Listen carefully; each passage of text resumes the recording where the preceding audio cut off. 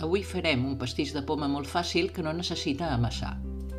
Necessitem pomes, panses, canyella en pols, farina, sucre, mantega fosa, ous i una mica d'impulsor.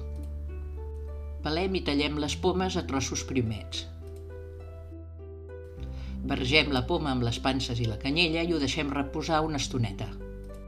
En un bol barregem la farina, el sucre i l'impulsor.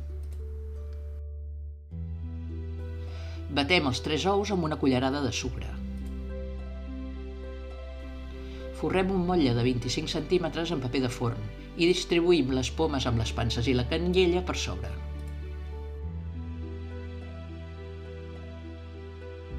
Després posem la farina amb el sucre i l'impulsor a sobre de la poma i ho compactem lleugerament amb una cullera.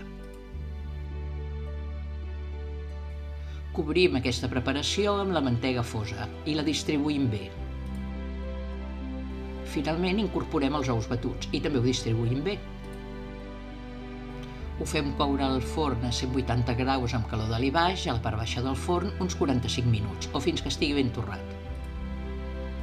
Ho deixem refredar una mica i ho desemmotlem. Queda cruixent per sobre i tovet per sota.